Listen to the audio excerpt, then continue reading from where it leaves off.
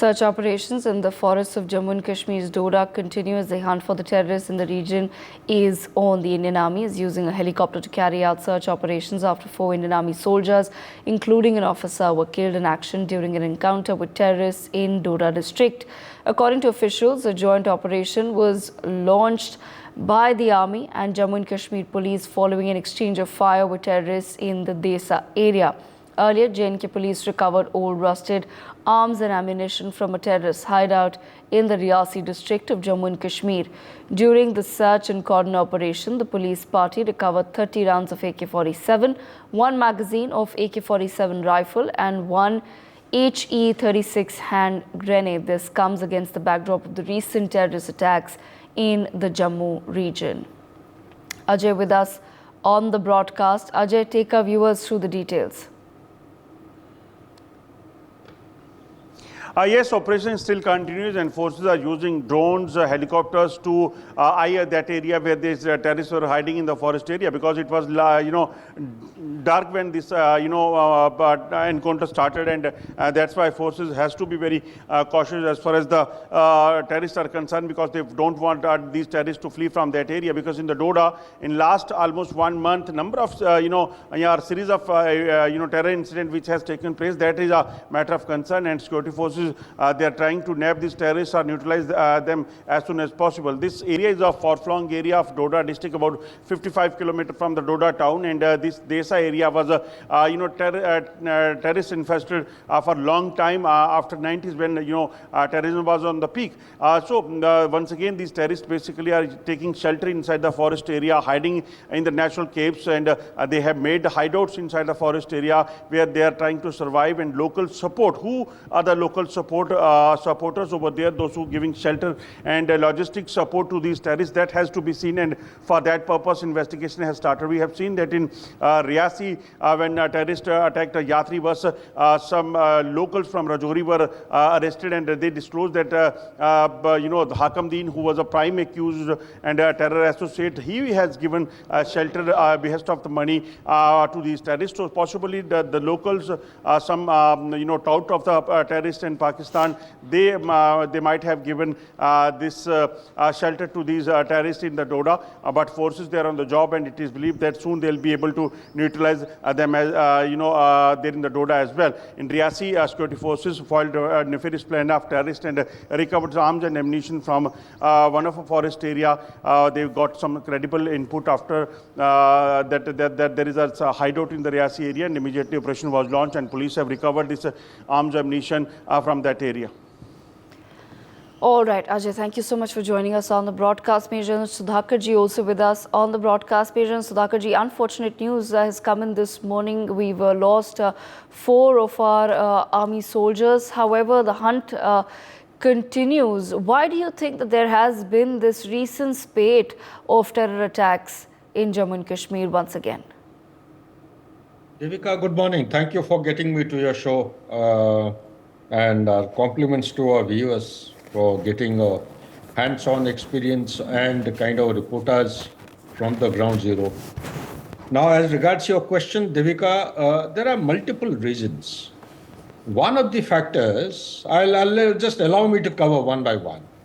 First and foremost thing is that the terrorism in the J&K Valley is part and parcel of the K2 desk of ISI.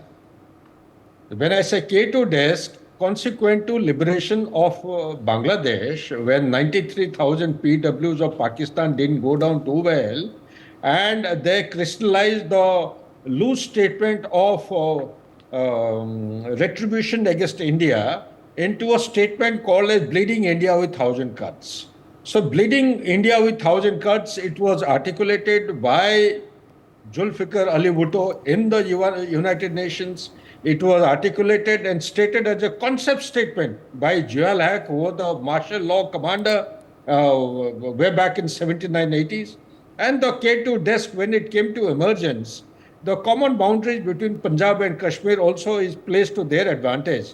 Now, by 91, when the world order was changing, the J&K, the profile also was undergoing change. After alleged rigged elections in J&K in 89-90, when the terrorism started, it went to a peak period, and thereafter there was a decline in the year 2007 to 2009. By then, the additional army reserves from Eastern Command and Northern Command had already been deployed, and there was a thick and very effective counter-terrorist grid. But when the sector became dormant, I'm talking about the Poonch, Rajouri, Riyasi, Kathua, Doda, the sector did not witness any kind of violent activities post, I would say, 2007, 2008. If at all they have taken place, maybe very negligible kind of signature. So after these additional resources of Eastern and Northern Command were withdrawn from the thick counter-terrorist grid, something very interesting took place. This sector continued to remain dormant. There was no socio-economic development. Even today, if you go and see, there is only one road, one artery towards this particular sector. Whereas the Kashmir Valley, you have a network of roads and tracks connecting the villages and the remote areas. The last mile connectivity is of very high order.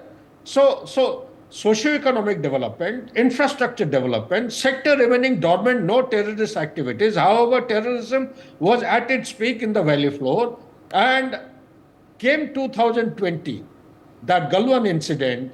Post the Galwan incident, the troops, the RR sectors which are deployed here in Riyasi and such like places, Udhampur, they were lifted, they were redeployed along the northern border to enhance our defensive capability in the extended standoff against China.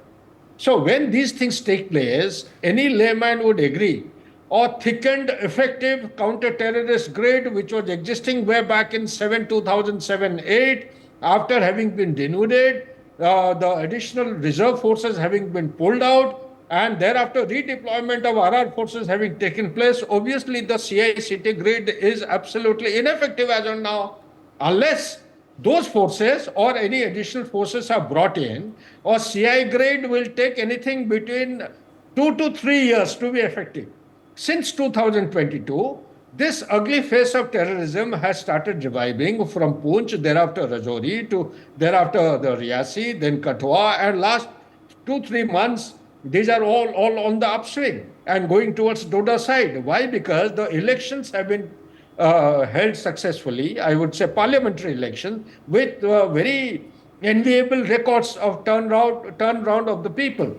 Now the assembly elections are around the corner. By September, they have to be completed, and the tourism footfalls have gone up to 2.11 crore, and this year itself has crossed a figure of 1.65 million in past 5-6 months. So economic activities is upswing in the valley floor. So this is going against. It is like an anathema to the very concept of the deep state of Pakistan. The deep state of Pakistan. One of the central point is, come what may, they will bleed India with 1,000 cuts. It's not 1 day or 2 days activity. It's a kind of a long-term perspective plan they have unleashed.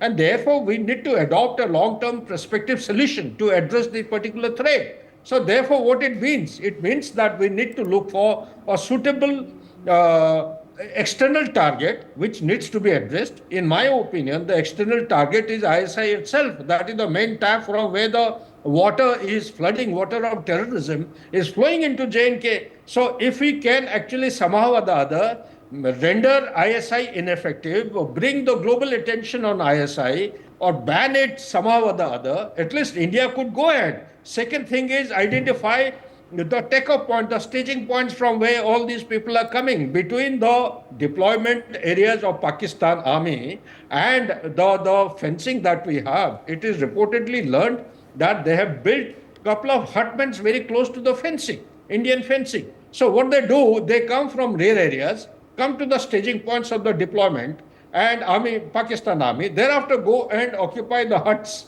which are close to the fencing, using them through the suitable routes of infiltration. Although ceasefire is still in vogue from 1st February 2021, they managed to infiltrate into India and thereafter collaborate with the civil population. So this corridor of Poonch, Rajouri to my mind, and Kathua and Doda, since it has lied for dormant for such a long time, they have come in, they are orchestrating a premeditated act, they have colluded with the civilians there, with the local support, they have the Yes. intelligence coming in and they are attacking us. For more such videos, subscribe to the NewsX YouTube channel, hit the bell icon.